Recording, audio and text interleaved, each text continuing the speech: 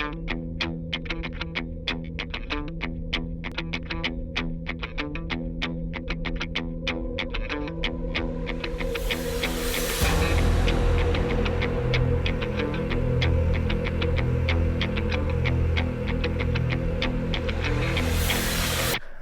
up everyone, welcome to the North Leeds Jitz podcast. As always, we're joined by Professor Mike.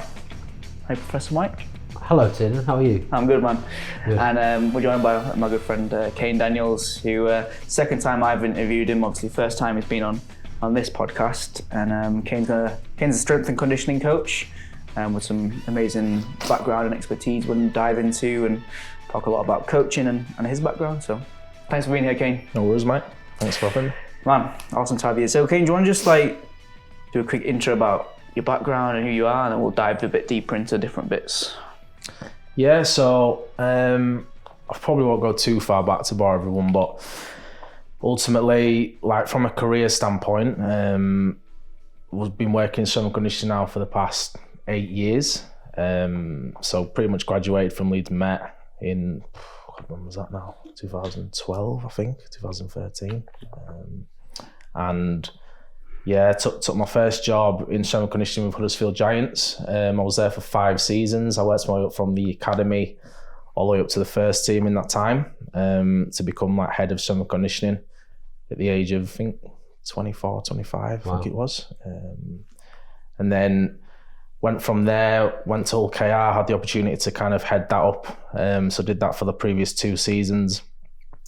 And then in the last year from that, really just kind of gone more towards kind of general population and opened up a small little studio for myself where I'm training people and clients and athletes out of there at the minute. So a little bit of a change, but still enjoyable, still got to coach, still got to train people, which is what I enjoy. So yeah.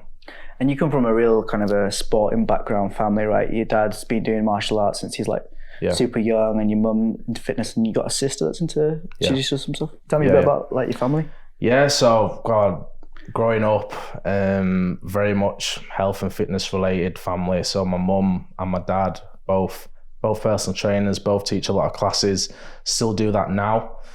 My sister as well, into fitness and training herself, not as much as my mum and dad really, but I was always probably only going to go one way based off that. So I myself have taught some classes as well, as I was at university, done a little bit of personal training as well, but mainly kind of teaching freelance classes. So yeah, very much family. What did you study at uni, mate? Sports science. It was sports science, yeah. And did you always kind of know you wanted to go ahead and do that, or was it something that was a bit of stepping stones for other stuff? Or? Yeah, good question. I wanted to be an athlete myself, to be honest. That's really what I was aiming to do. So I played a few sports, at a decent level, but never quite enough to kind of make it professionally. So I did a lot of athletics, played football, and obviously did some martial arts as well, but just didn't quite excel enough in one of them. So yeah. What do you attribute that to? Because I've got a theory around kind of specialisation and with my own kids. So was that because you did quite a lot of stuff, or was it? Yeah, what was it? It was probably that, to be honest. Yeah. When I was doing one of them, I was always thinking about not being at the other. Right. So I kind of burnt myself out. Got really bad knees now because of it, tendonitis in my tendons, just because I never had a day off. I was either Thai boxing, and then I was sprinting the next day, then I was playing football, then I was doing it in the reverse, and so it just kind of never could really focus on one, never really knew what one I wanted to focus on the most. So yeah, ultimately that's kind of probably put it down to, but even if I would have focused on one, you're never guaranteed to make it. What were you best at? If you could go back now, what were you best at? And then would you do it all again, or would you pick that one, bin the others off, and give it 100%? What would you do?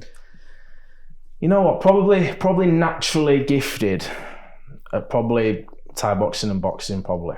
Right. If I really think about it, but I'm not sure I ever had that desire to want to fight for a living. Do you know what I mean? It's tough. I enjoyed the training. Yeah. But whether to actually, my life to be purely about that, I was thinking, am I really cut out for that? Just every week, or gearing up for a fight, and just, the stuff that comes with that, I was thinking, I'm not sure if it's really worth it. And you really need to want it massively to do that.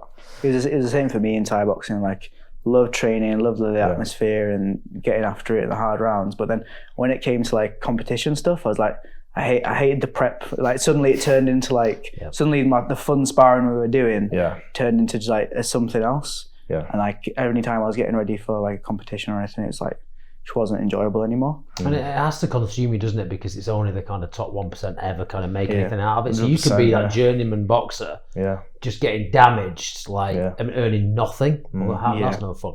No, starving all the time and training all the time and never quite making it. It's quite tough for them. So how was it you went from, I'm sure lots of people get sports science degrees, right? Not many end up at, Hull, right? Yeah. Well, I mean, 24 years old, head of the Huddersfield Giants programs. So what were you doing differently, you think, compared to your peers?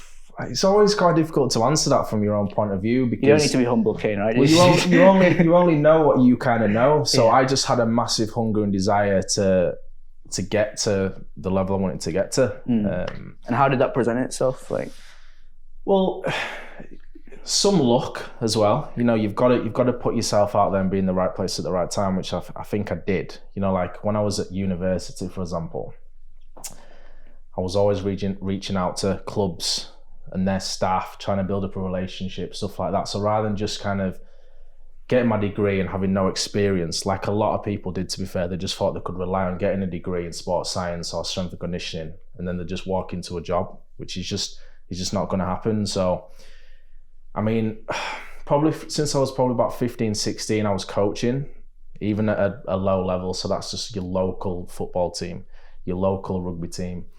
It doesn't have to be at an elite level. And that's what everyone wants. They want the tracksuit and the initials and stuff like that. Just, there's so many local clubs that would absolutely love to have a coach that was, exceptionally skilled in terms of, for example, youth athletic development, to come in and do some free sessions. Yep. You can put that on your CV and then all of a sudden you've got that experience. So, you need to be hungry and passionate, but 90% of people are that do degrees, to be fair. They're hungry and passionate about what they do. It's about putting yourself out there a little bit more. And also, rather than just saying to them, what can you offer me? Do it in the reverse. A lot of times you go to someone and you're just kind of saying, right, well, this is what I can do for you, or vice versa. But the thing is, if they want to learn stuff from you as well, offer that. So rather than it just being like a one-way relationship. So I think that's really important. And just making sure you coach. So if you're doing a sports science degree and you want to be an S&C coach, go and personal train or go and teach freelance classes at clubs. I think that's really important. Get yourself in front of people, get yourself coaching, different injuries, ages, disabilities, whatever. That's massively important to do, and there's so many opportunities to do it. So what you're saying there, I think, is, you can have all the knowledge in the world, but you need to have the experience too to back it up. Yeah. And I think, age is just a number, isn't it? Yeah. When you say head of the Huddersfield Giants kind of S&C program at 24, it's like, whoa, but you've had like 10 years experience before then 100%. Of coaching. That's massive, isn't it? Yeah. And it doesn't really change. That's the thing. Coaching's coaching. Yep. If you're teaching someone to front squat who's a 14-year-old recreational swimmer, you're teaching someone who's a front squat who plays professional rugby league for England, it's still ultimately the same coaching point. Right. It's just your ability to form relationships with players. That's the main thing. Like, you can know all the knowledge in the world about training and programming, but you need to build good quality relationships with the people first. Because there's a lot of good coaches out there, but can they get that buy-in from the athlete? That's the most important thing. Like, at the end of the day, they want you to coach them. You need to get them fitter, faster, stronger, but they also want to know that you care about them, or that you can have a laugh with them off the back of that. Mm-hmm. And it's getting that balance. What's that saying you always say about that? Yeah, well, it's. I always mention basically you, Kane, in the podcast we did. Like, literally maybe 60% of the podcast, I'm like, man, I hope Kane doesn't listen to this, because all I do is quote him. Misquoting him the whole time. It's like you said, they won't. They don't care how much you know until they know how much you care. Exactly. Yeah. It's a great say. Is it yours? It's not mine. I've definitely stolen it. I've definitely stole it from just somewhere. Make it yours. It's so true. It's so true. Was that always inherent knowledge for you, or was there a time where you like, I've learned this now? it wasn't probably. I was probably quite like, what's the word? Authoritarian, would you say? You know, in terms of our coach. So especially when I was younger and I was working at the academy level, I like to come in the room and for them to, there was that level of respect, and it's like they'd all be quiet and they'd all kind of, I'd start talking and they'd be listening and stuff like that, and I wouldn't want necessarily loads of fun or them blasting out music and stuff. So I thought, right, well, that seems to work, so can I carry that on? As soon as I jumped into like dealing with men, that doesn't work. Yeah. You can't say to them, boys, you need to keep it down a little bit, or you need to turn the music down. Do you know what I mean? It just doesn't work. So, but it probably was a learned skill and a learned process, but as soon as you learn it, you wouldn't go back. That's for sure. And I just think it depends who you're working with. As you say, if you're working with young kids, sometimes they need that level of discipline, especially if they haven't got it anywhere else in their lives, you know? So you almost become like a teacher and a kind of a, you try and develop them as people as well as athletes. So that's what I tried to do, especially. So it's all right, getting them to crawl, getting them to move well and learn how to do pulls and chins and rows or whatever. But are you developing them as people? Are they are they becoming respectful humans? And to do that, you probably can't let them be having the music on, 100% volume, doing what they want. It needs to be controlled and coached and stuff like that. So, but first thing, when they all know what they're doing to a degree, you need to have more fun with them. Like I've had them take the tops off, do an upper body beach session, and like 5 years ago, I never would have been like, it's all about performance. You've got to do this, this, and this to tick off what you need to do on the weekend. But if you've lost 6 games in a row, for example, the last thing they want to come in and do is squat, RDL, bench, and chin. Yeah. They just want to get the tops off. Do some bicep curls. We all want to do that, don't we? Not my top. I don't want to take my top off. Not in front of you, Kane, anyway. But seriously, so that's it's a learned skill, but it's kind of obvious now as well that you'd ever not. At the end of the day, you're dealing with humans.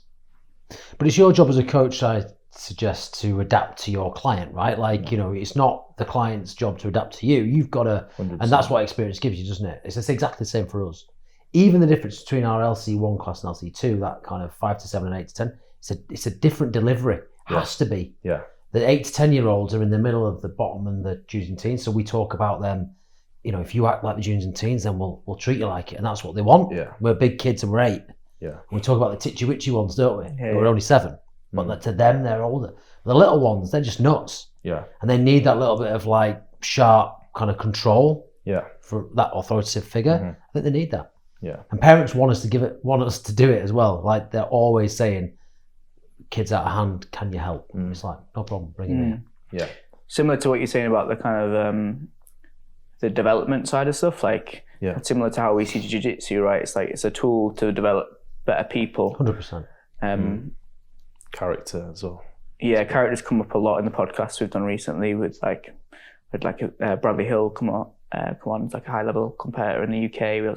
We asked him like what it means to be a martial artist, and he was like, doesn't matter if you're a world champion or if you're day one white belt. If you're the kind of person that comes in and is looking to develop your character, and that's what martial arts is going to give you. Yeah, and rugby league can be very similar to that. Ultimately, it probably attracts the same type of young kid. To be fair, growing up. So our job as well as creating athletes to play for the first team is that there's a lot of players that won't do that, and it's what they then go on to do after that. So I know for a fact, which is really like humbling for me, is that I've inspired a couple of young players that haven't quite gone on to make it as professional rugby players, but they've gone on to make it as personal trainers. Awesome. Yeah, because while I've been training them, they've been so inspired, asking me loads of questions about what we're doing, that they've then gone on to make careers themselves out of that, which is brilliant. Well, that's your influence, isn't it? And that is the hallmark of a great coach, isn't it? Is having that positive influence no matter what direction people go. Yeah. And I think there's a real, I talk a lot about a book that I was bought for me when I had my first son, called Raising Boys by Steve Biddulph. It's a great book. It talks about the importance of that coach role model, particularly for young boys. Yeah. She'll have in rugby, right? Yeah. They need that, and it can't just be the dad. Mm-hmm. It has to be the coach. Yeah. Because you can speak to one on a different level. Yeah. And ultimately that coach then, just like a teacher does, it helps shape their future. Yeah. And it's so rewarding. You don't get that from much else, do you? You can be a teacher in a school, you probably get a similar kind of long-term effect. But as well, especially if you leave clubs, I've been at quite a few clubs now. Like in the intro, I didn't necessarily mention every club I've been at, but for players to then still contact you years after, when they're working with other coaches since you, and still come to you for bits of advice or sessions, then that's another thing where you think, you know what, that's more than anything. Because when you're at a club, I always say that you're pretty much just like a finger in some water. And once it's out, no one necessarily knows it's been in there. Do you know what I mean? You don't necessarily leave a legacy at every club you're at, especially as an S&C coach when it's such a kind of cutthroat industry. But it's the relationships, it's the players, it's that kind of stuff that, you know, is the most rewarding, I'd say. So tell me about going in. I know you were at Hull for a while, but I was at Hull for 2 years. I was at Huddersfield for 5. Huddersfield, sorry. Yeah. So you were coming up through the ranks at Huddersfield, right? Yeah. And when you got that head strength and conditioning role, I imagine you knew a lot of people there. You knew like most people. Everyone. Yeah. Was there ever a feeling like? Was there ever a bit of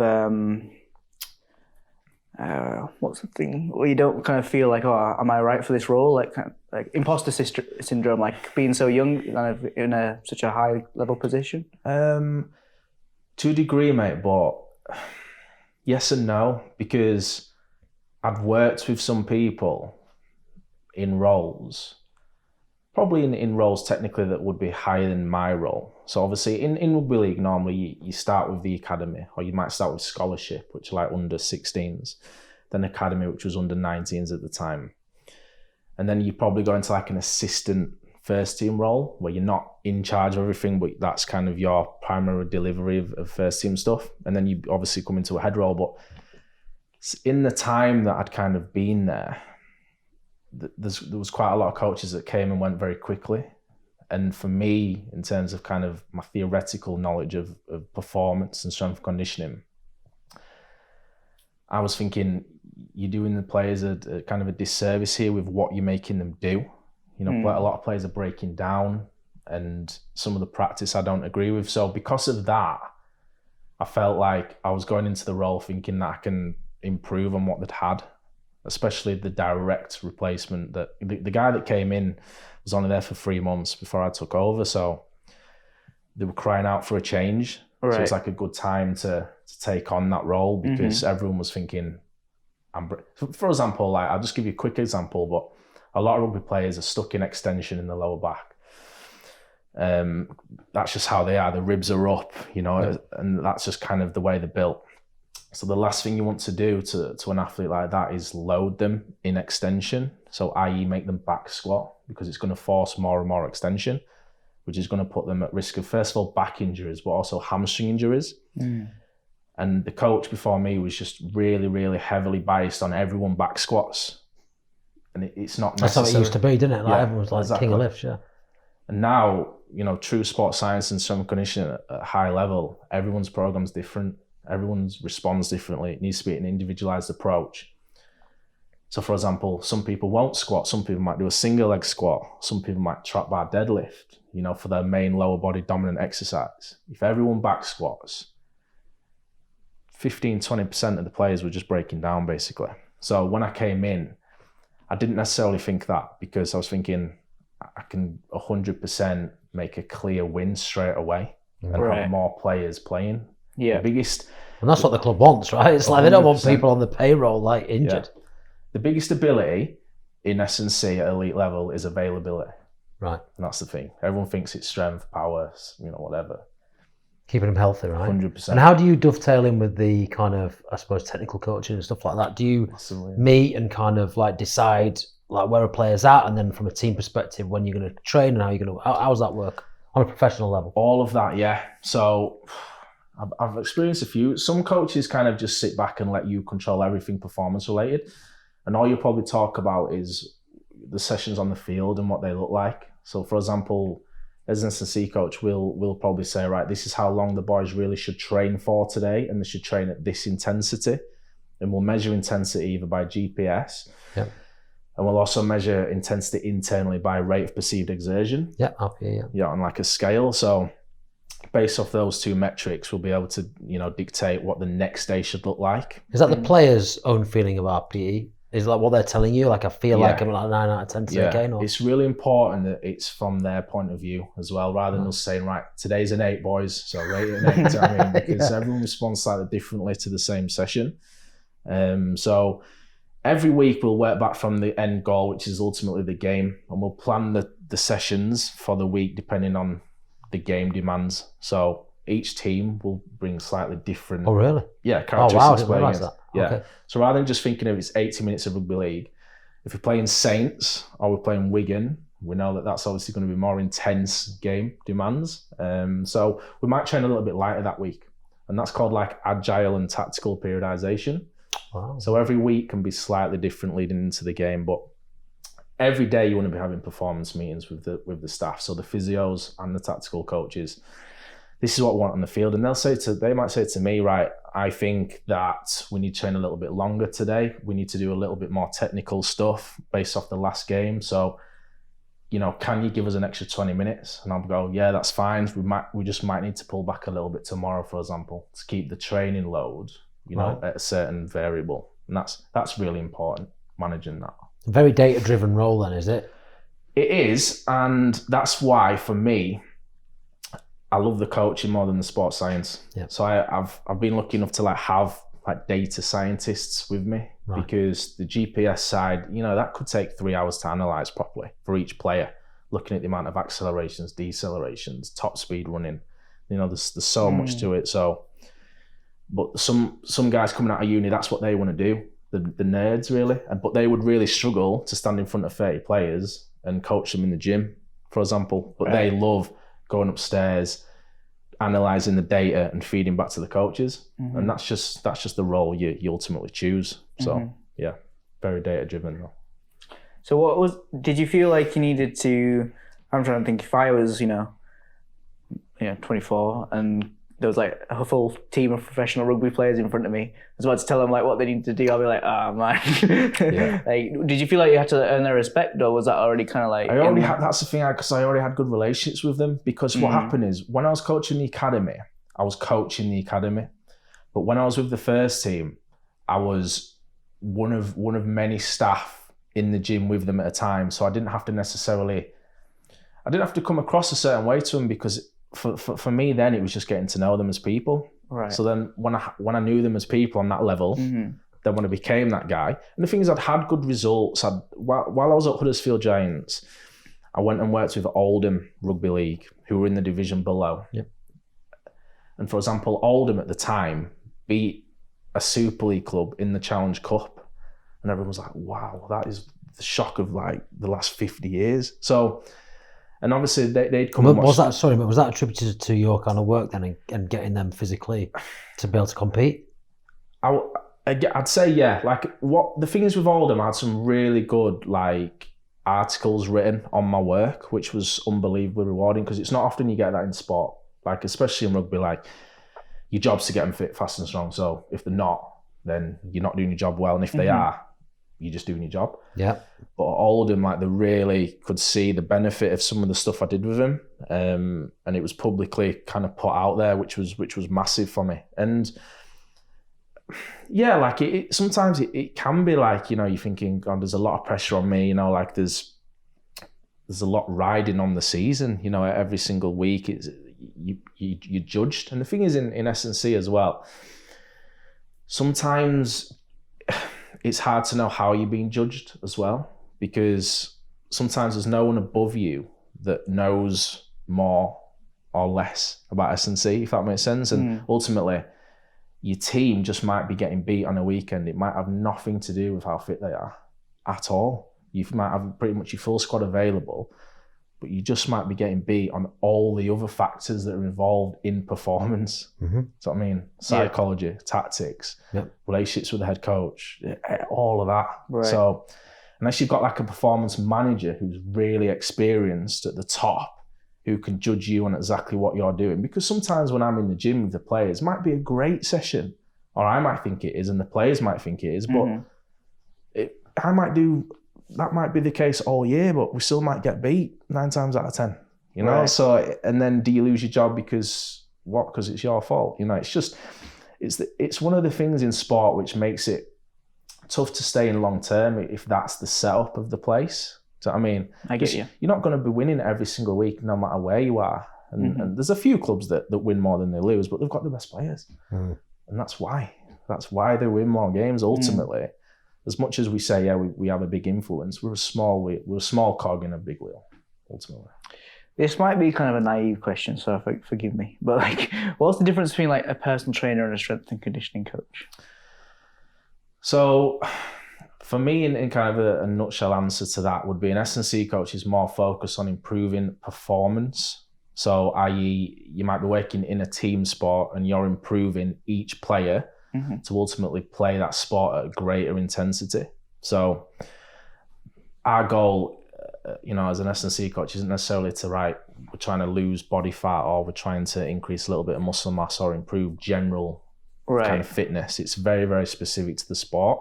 Performance. Yeah. Overall performance, is it? 100%. So we've got to really understand the sport and work backwards from that. So you have some S&C coaches that are obviously experts in one sport that struggle to branch out of that because they're just so kind of fixated on that one sport. But I think a good kind of modern S&C coach is able to look at the needs analysis of any sport and then produce, kind of physical adaptations for athletes to excel in that sport. And that's kind of the difference. And for example, a regular personal trainer is probably going to struggle to get someone faster technically. So look at an acceleration or a top speed running mechanics and be able to coach them, or coach plyometrics really well, or look at sports science, or look at recovery methods. A personal trainer is very much you need to eat less calories than you burn basically to put on mass, or vice versa. And it's very much specific to that one person and changing shape in terms of body comp, whereas not necessarily looking at a performance goal at the end of it. So you said a bit about that. Like, what's the difference between then like a really good strength and conditioning coach and like a great like top 1% strength and conditioning coach for you then? Putting you in the top 1%. That's a good question, because I mean, sometimes on the surface you'll say, well, the ones that win championships and win trophies, but again, like, because of my experience in the sport now, I know that that's not always the case. Like, surely it's the ones who keep the players the healthiest, right? Like, and able to perform at the highest level for the longest amount of time. Surely that, I would have thought. Yeah. Because if you're breaking players by absolutely killing them in the gym, but they might be a bit stronger, well, that's no good, is it? 100%. So like that saying that I said before about availability, that is number one. But also, it's not uncommon that some of the best S&C coaches actually work with youth. It's really not, yeah. Why is that? Because a lot of the S&C coaches at like the top level or elite level or first team level, very good managers of players, but they're not necessarily always the best technical coaches of exercises because they're not having to coach as much. Like, as I say, like at first team level, sometimes it's right, boys, we've got 4 lifts today. We're playing tomorrow, or we're playing in a couple of days. They all know what they're doing. It might be 4 exercises that they've been doing for maybe 2-3 months. But at youth level, when you've got someone that's never trained before in their life, they've got no idea how to hip hinge, for example, which is just like an RDL or a good morning. That can take months to develop. Or if your philosophy is very much I'm a big Olympic lifting fan as an S&C coach, for example, which I'm not, but we can talk about that later. But that's very, very technically demanding to coach, hugely. So, for example, at youth level, if you're teaching a 14-year-old how to snatch, that could take 6 months of really intense coaching delivery. And they might be a very, very good S&C coach because they're getting everyone to do that. Do you know what I mean? They actually coach more at that level. That's what I found. Yeah. You do more coaching at youth level than you do at first team level. So what is your kind of philosophy around coaching? Around coaching, relationships first, like we said. But for me, a big one is just making sure you're training both ends of the force velocity curve, if that makes sense. So exercises that are fast, so your speed work, and your speed strength work and your plyos, but then also making sure you're training the other side of the curve, which is your force. So like your max strength and your power, and making sure you're surfing that curve all the way through the season, for example. Like the old fashioned way of S&C was we're going to train strength for 2 months. Periodization. Do they not do that anymore then? Is that not? They do, but in team sport, for example, you want to vertically integrate, which means you want to train multiple qualities all year round, if that makes sense. Right. Because the modern day athlete requires that. You know, like it's not like you're training. If, for example, you had one event a year, you could block it out more and go, right, first month's going to be strength, second month power, third month speed, and then increase the speed as you get close to the competition. That's ultimately how periodization should work. But day one pre-season in team sport, 6 weeks out from the first game, you should be incorporating exercises that are, you're moving things fast from day one. You shouldn't just be, you don't want to be making players move slow in the gym, because ultimately they'll move slow on the field. And so would you then within one workout have a kind of max strength based element and then plyos as part of your warm up and stuff like general movement and stuff? Absolutely. Yeah. Right. Yeah. So not every day, like some S&C coaches might have Monday strength, Tuesday power, Thursday like a max velocity type session, and then play on a Saturday, for example. Whereas some coaches, as you've just said, will have exercise 1 strength, exercise 2 power, exercise 3 accessory work. That's kind of how I'm programmed. So Yeah. Paul, if you're listening, seems like you're doing a decent job. Yeah. So there's so many ways to skin a cat in there, and it's that thing. Have you found that there's one way that's better? Yeah, and that's training the individual. Beautiful. So like profiling the player. So rather than going, right, I'm a coach, this is my philosophy, and apply it to everyone. Well, who's to say that's right just because it's my philosophy? The best thing to do is profile each player, right? What do you need physically to get better on the field? Is that more work than what most strength and conditioning coaches do, though? Or do most actually do that? I'd like to say most do that. I'd like to say most do that. I bet they don't. I'm not doing a disservice. Yeah. I bet they don't. I bet that level that Kane's talking about is why you were head of conditioning strength at Otis at 24. Because you're going way beyond what most people are prepared to do. I think that it's hard. It's hard as well because it is complicated to do as well with 30 players, and to make each session their own. It's a lot. It's very, very easy to just go, right, these 8 players need power. These 8 players need strength. But to actually go, right, you need starting strength.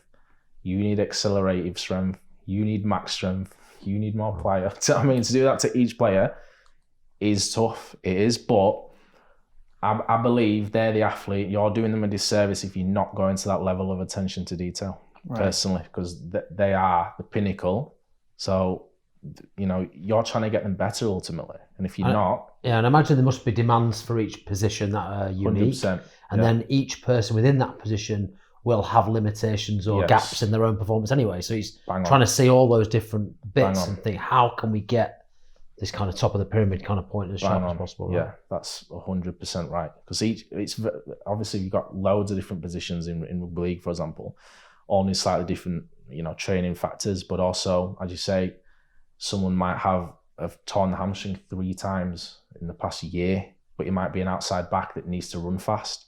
So you need to manage him differently to how you manage the other outside backs, you know. So but that's why, you know, a good high performance program, you've got multiple staff, and luckily if you've got, you know, assistant S&C coaches that work with you, then you all work together. And if to do that as one person would be extremely tough, and it means you lose sight of the coaching and the relationships. If all you're doing is sat at a laptop writing programs, like I kind of said, you lose sight of what's actually important as well.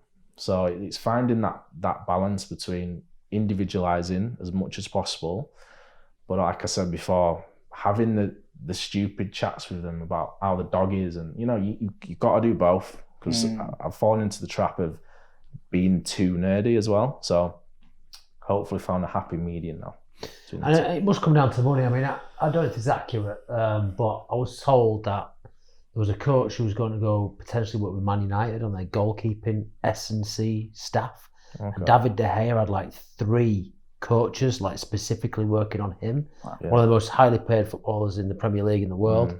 The guy can't jump very well apparently for a goalkeeper. Yeah. So like they were bringing this guy in who was an ex kind of running coach to kind of teach him how to jump. Yeah. And so like 3 goalkeepers, they've basically got an SSC coach each. Yeah, crazy. And they just teach them how to jump.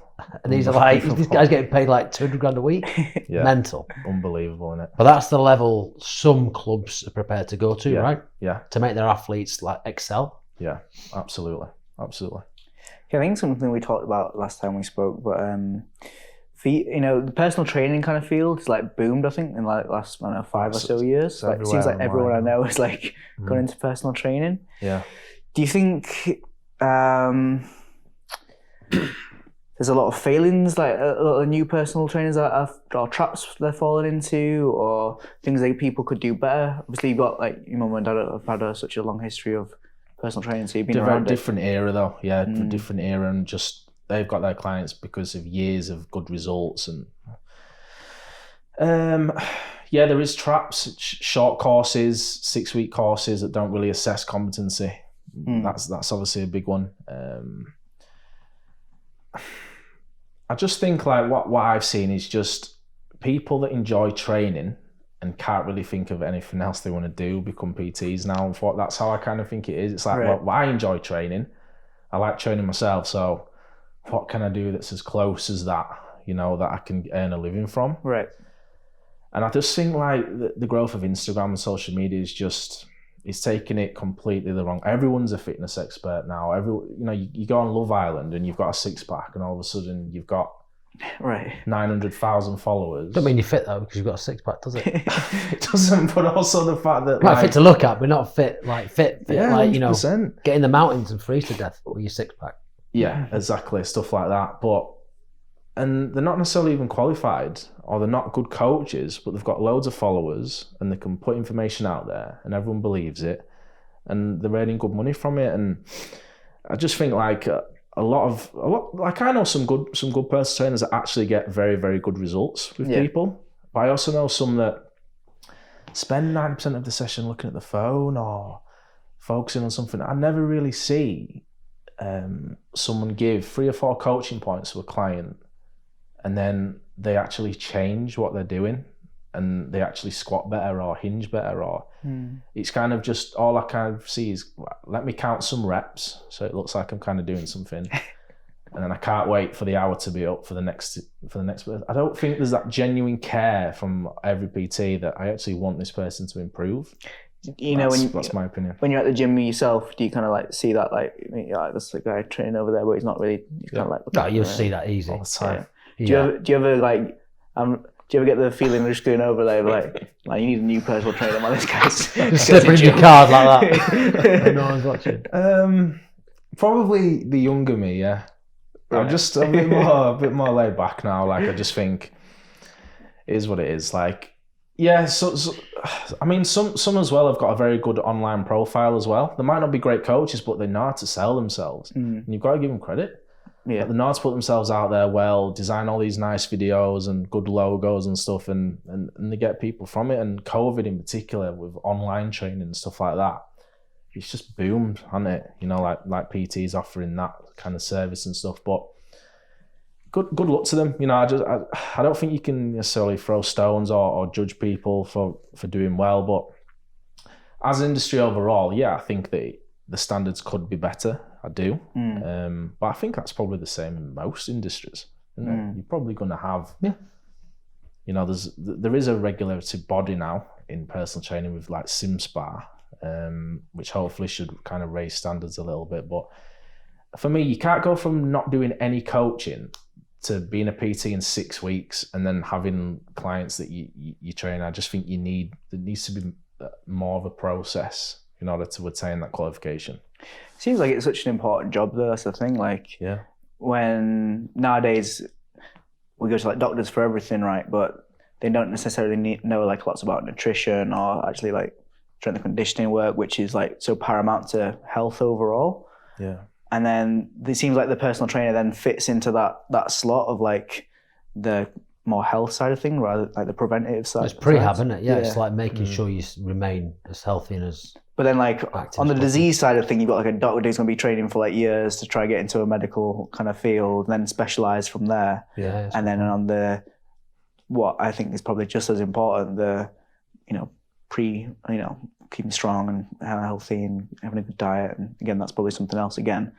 It's like you say, it's like a 6-week course, go do this thing. It's like... I think it might even be less than 6 weeks now. And I won't be surprised if there's some now that are just online, purely. Right. I mean, that's not assessing your ability to coach whatsoever, is it? Right. I mean, it'd be down to the client. I would suggest the client should be, looking deeply into who it is they're putting, who they're putting their health kind of in, whose hands they're putting it in, right? Like if you're not checking the credentials of your coach, and you're now asking them to teach you how to snatch, you're going to get injured. 100%. So guess what? That's down to you as a person. It's not a quick fix. That's the problem with Instagram and stuff. It's like, I want to get fitter. I need a personal trainer. You might not. Yeah. Do you know what I mean? Do you need an SSC coach? Do you need no one? Or you might just need some education. Right, exactly, because you do it yourself. But the people go to the personal trainer thing because they want quick results. And this is the issue I have with all this stuff is people are so keen to get results so quick. They need to invest in the process 100%. And understand it will take years and build relationships with the coach who they can trust and move well first. If they start deadlifting 3 times the body weight and injuring themselves. 100%. It's got to be a lifestyle forever. Yeah. Not, I need to get abs or I need to fit in that dress for the wedding in June. Yeah. Not that I wear dresses. 100%. Sustainability. That's the key. It should be a good PT or a good trainer or anyone. It should be an education. You should understand the why behind what you're doing, not just the how and the what, which is normally the case. We try and do that here, don't we? Squat. Why? Everyone. Why? Like, is this going to give me a great glutes? And I'm probably not. It's probably not. Why don't I just lunge? A lot easier, a lot safer on my back. But it's like everyone needs to back squat and they don't. But it's true. And educate. It's like the Prime Minister a few months ago put something out. I've lost loads of weight. I'm eating less carbs. Nothing to do with why you've lost weight. Do you know what I mean? But if that's the type of education that's filtering through, you know what I mean? So there's some good people to follow if you want good information and you're someone that scrolls through Instagram for advice. Or just try and get some solid advice. Read more. Try and stay off the internet for looking. There is good information out there. It's probably just knowing where to go, and it's about maybe having a list of things and resources to go to as well. Do you want to say something? I've got a question. It's going to take us off somewhere else. So if you're on topic, mate. Mine's going to go off this way as well. All right, cool. You go ahead, Professor. All right, so how young should someone start training with a coach? Good question. Any age. It's a massive myth that if you resistance train, it stunts your growth. So there's absolutely zero research that supports that. Training can mean anything as well, can't it? Training can mean climbing up trees, jumping over a fence. Ultimately, that's basically like climbing a rope, and it's like doing a plyometric box jump. It's the world is your gym. So if you've got a good coach that can periodize properly and progressively load you, any age, you don't need to like reach puberty or anything like that. Obviously, you've got like a growth phase that you go through, and especially at an elite level when they're doing a lot of training, you might just need to, pull back a little bit of your volume and your intensity of what you do at a certain age when you're in that kind of... When is that growth phase? Peak height velocity. It depends on everyone. Right. Everyone's slightly different, but they measure that now. Especially in an elite level sport, they'll measure that, and they'll always be measuring the height. And they find that if you've shot up in a certain period, coaches should reduce volume. Obviously, if you're not at that level and you're just training, then the only advice I could say, if you were 11, 12 and you were already into training and you felt like you were shooting up a little bit, just pull some volume away, just for a few months. You don't want to necessarily squat heavy or deadlift heavy as you're growing too much, especially if it's not under the control of a coach. If you're just doing it on your own, you're not quite sure what to look out for. But if you're at an academy in England or America or Australia, I'd suggest, with a good coach, then you can train from any age. Right.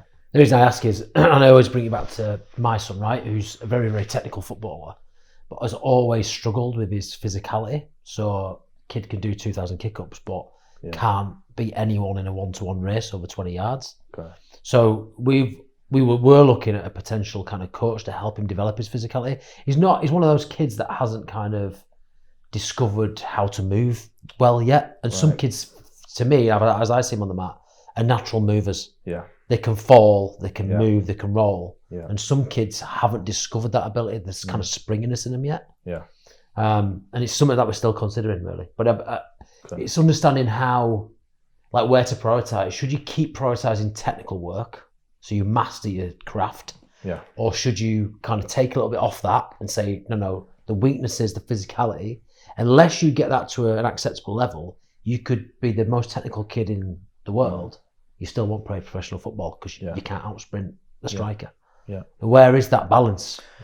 And what age do we start to look at that? He's 11, for example. So there's a case study. 11-year-old kid, probably the best technical footballer you're going to find in Leeds at 11 years old, but lacks natural physicality. Yeah. And wants to make it to that next kind of level. What do we do? So if you know that if that's the level he's at tactically and technically right now, well, probably more technically, if that's the level he's at, you need to bring the bottom end up really until they both can go up together, for me personally, because if you look at some of the athletes coming through now in football, they are good athletes now. Do you know what I mean?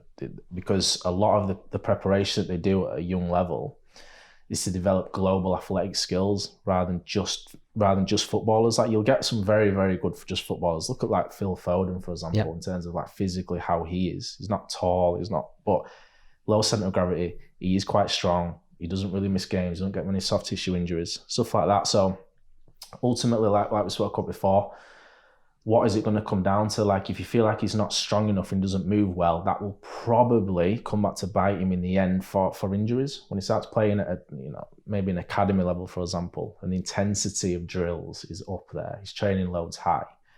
If he's not moving efficiently and there's energy leaks in how he moves, he probably will break down, and that's going to put him even further back because he's not then going to be able to practice his technical stuff. So there's loads he could be doing, but for me, a big one, movement drills, but also drills that improve movement, but have a ball in his, on his foot as well. So change direction and agility. So probably change direction first, acceleration and deceleration, and that can be done anywhere with cones, on a 4G surface or grass, and just working on his ability to accelerate and decelerate is really important. And then you probably want to look at his ability to jump and land as well. Yeah, not great. So on 2 legs and on 1 leg, and in all planes of movement. So forward and back, side to side and backwards. And then you just want to like tick him off, right? Well, he's done this. He can decel well now. He can land on 2 legs. He can land on 1 leg. He can jump and rotate in the air and land on 1 leg, and his knee's not turning in, and there's no all of that type of stuff. So it's technical, but it's more than doable. And the earlier you start, the better for me personally. Perfect. Well, that was actually really interesting. Well. And that's so anyone listening who's got a kid in our program, same applies, right? We can develop them to a point. Yeah. I'm not an S&C specialist, nor are you. If you want that level of support and athleticism in your child, you need to speak to someone like Kane, who clearly knows his shit, and we don't. Yeah. And Kane, you got yourself a little studio very close to the academy, of course. You want to talk a little bit about that? Yeah, so it's primarily my dad's little venture, because obviously this is only the first year I've been out of sport for about the last 8. So just while I'm back in Leeds, I'm using that as well with him, and it's well kitted out, to be fair, and it's private. So like what we spoke about before, in terms of if you just want to come and have a session that's set out, ready to go, and what's kind of planned is what's then done. It's great because it's private. There's no one else there. Plenty of equipment. Because there's nothing worse than going into a gym at a peak time. If you can only train at 5 o'clock in an evening in a local gym in Leeds now, and the PT's got six maybe exercises planned or whatever, and you can only do 3 of them, you're going to come away thinking, well, it's a bit of a waste of time. So I think it's important to, when you train, to have a good space that's private as well. So I think that's important. For sure, man. Is there we'll kind of close this up, but I wanted to ask before was with a technical sport kind of like jiu-jitsu, right? And we talk oftentimes about the parallels between jiu-jitsu and rugby, and oftentimes how former rugby players they've had that kind of community from rugby, but they've stopped playing now and they come to jiu-jitsu. It's a big crossover. Is there any kind of stuff that you see like within combat sports or jiu-jitsu? I'm not sure how much you follow, but that you think, those guys would find this kind of exercise quite beneficial? All right, so try and answer it quite briefly. But so if I break it down to like conditioning first, I think probably what I'd say from just probably from the outside is the sport, especially combat sports in particular, like performing the sport will take care of a lot of the conditioning. It really will. Like for most people off the street, doing a session in jiu-jitsu is conditioning. You know what I mean? So call it rolling fit, like you know what I mean, you got to be rolling 100%. fit. So for someone then wanting to compete at that level, they're going to have a good level of fitness anyway. If they're getting more and more specific and they're fighting someone at a good level, then obviously you're going to have to do a little bit of work on conditioning. And the thing that I would say to avoid is performing conditioning bouts that are the same bouts in terms of duration that you do in training or when you spar. So for example, if it's 2 minutes on, 1 minute off, don't make all your conditioning 2 minutes on, 1 minute off, because you're already getting that. So to be really specific, like there's primarily a few different energy systems that are involved in kind of fitness. You really want to be training like the alactic power and alactic capacity. So what I mean by that is you want to be, for example, going on an assault bike or battle ropes or a rower, and maybe doing something like 5 to 10 seconds of max effort with then really, really good recoveries so that you're pretty much fully recovered and then you can go again. So that would be like alactic power work. So it might be 10 seconds on, 50 seconds off, because it's training an energy system that you're not getting from normal training. So that's really important. You can then make that more alactic capacity, which is just increasing the time you work for by maybe 5 seconds and reducing the time off. So it might be 15 seconds on, 45 seconds rest. And you might want to do that for 2 weeks. Then you might want to work more on the lactic side of it. So that's when you produce lactic acid, and that's the thing that's going to kill you. In sport, really, that's like the devil, but you still need to train it. That might be more things like 20 to 40 seconds rest with probably around about 90 seconds recovery for power development. And the capacity stuff is probably between 30 seconds to 2 minutes worth of work with about a minute rest. So if you're training those 4 things in particular, probably in that order as well, in towards a fight, it just means that you're training the opposite energy systems to what you're getting in training. And that's going to give you like a well-rounded conditioning base to perform, if that makes sense. That's interesting, yeah. So, and then, for me, I'll go specific. Staggered and split stance exercises. So Zerches where you're on one leg basically, or like a good morning, or a split stance squat, or a med ball throw from a split kneeling position, lunges, single leg work. That's the key really, I would say, for any kind of combat sport. Like, you need to get strong on 2 legs, but you want to create the angles that you're gonna be in during throws or stuff like that. You want to create those angles in the gym as much as possible and load them. And so for me, anything on one leg or staggered or split stance is important. And then rotation as well. So your ability to brace, rotate, and anti-rotate as well. So those 3 things. So rather than just holding a plank for 5 minutes, that's not going to quite cut it. You need to be able to resist rotation. And you also need to be able to produce rotation. So that might be like med ball throws, against that wall and against that wall, stuff like that. So you're actually moving. Right. And then general point of view, you need to move well ultimately. If you can't move well, nothing else, that's the pyramid. Think of a big base, and obviously the steeper the peak, the wider the base. So general movements, you need to be able to squat, hinge, pull and press, ultimately at a good level, and then build up the pyramid and then start doing your staggered stance, your split stance. And it just builds up and builds up like that. So that's kind of what I'd say in a nutshell for that. That's awesome. And very, very, very, well, exactly what you say is exactly what I get programmed for my ocean row. Exactly that. All those things are in the program. And Paul, my performance coach, talks about that, building the widest base. Yeah. But kind of not trying to replicate exactly what you've said. And from a less experienced perspective, I'm saying to him, Paul, I need to be on the row more. I need to row more. So, dude, we can't replicate an ocean row in the gym. Yeah. We can just make you more robust and well-rounded across all planes of movement. Yeah. And you're prepared then no matter what happens out there. Yeah. And in grappling is the same thing.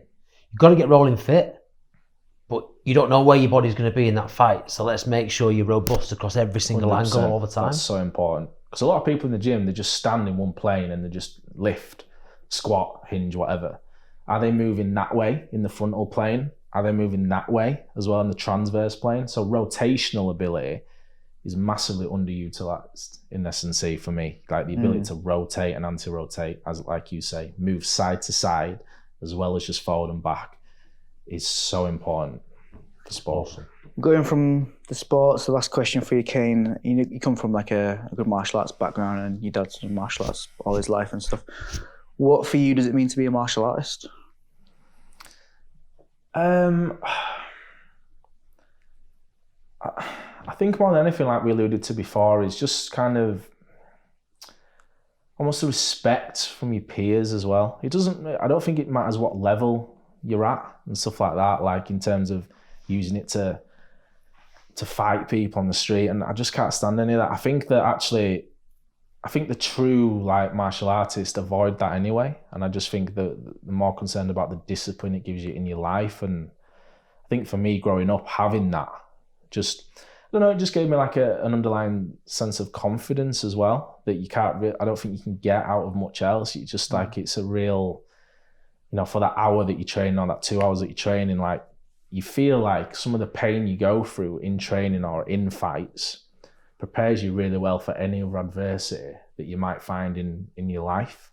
And I think if there's one reason why I can say like get into martial arts, it's because if you get into it and you develop that discipline and respect and stuff like that, you'll find challenges in your life don't necessarily compare to some of the adversity and challenges that you might face during your sessions as well. Obviously, you know, there's some stuff that's in life that's gonna really test you, you know, obviously, and it will test anyone. But I think when you've got that to kind of fall back on and you've pushed your boundaries as well, I think that's important. There's not a lot of stuff that will push your boundaries as much as, you know, a real kind of competitive martial arts session. So I think for me, it's just given me that kind of mindset, and yeah, it's been a big part of my life. So awesome. Cheers, Kane. Great to have you on, man. No worries. Everything, you know, Kane's Instagram, Kane@2Condition, right? Yeah, a bit cheesy. I've got a little Instagram page, so it's Kane@2Condition, and then yeah, just normal Instagram, just Kane Daniels 91. But I'm not, like we spoke about in this, I'm not massive on social media. But if you want to talk, we can do that. I'm happy to do that. Sure. All the links for anything to get in touch with Kane will be in the description.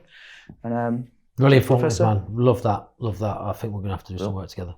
Cool. Cheers, Kane. Spot on. See you guys.